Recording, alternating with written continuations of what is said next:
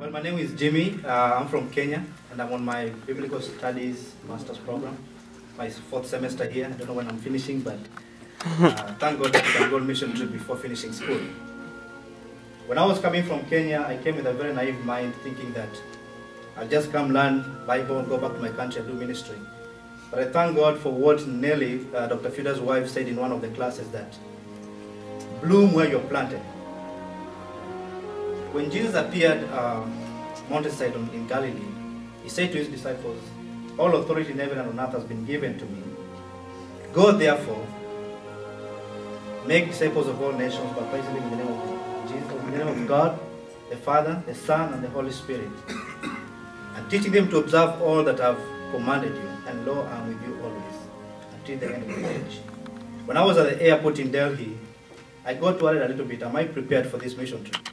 When I remembered the statement, and lo, I am with you always, I stepped out of the airport and I was ready to do ministry. But more importantly, when I was in India, there are a few things that really struck my heart. And I'll tell you, seminary students, the harvest is plentiful, and the workers are few. It was in South Africa in October when I heard about that 71% of all unreached and unengaged people groups in the world are in India. There is more to be done. Please let us step out of our comfort zones.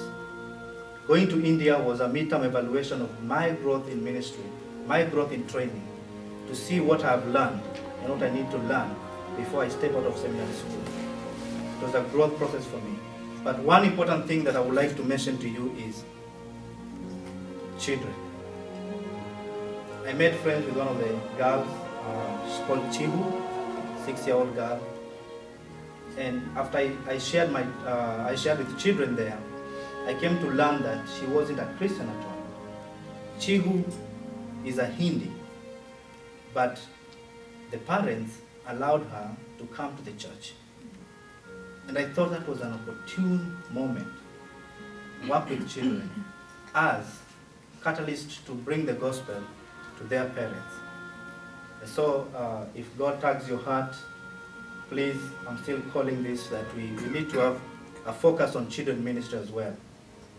And I don't know what we can do, but we need to think about children more and more. Seminary students, God has brought Chinese in Africa, in Chicago. God has brought India in Chicago. God has brought Africa in Chicago.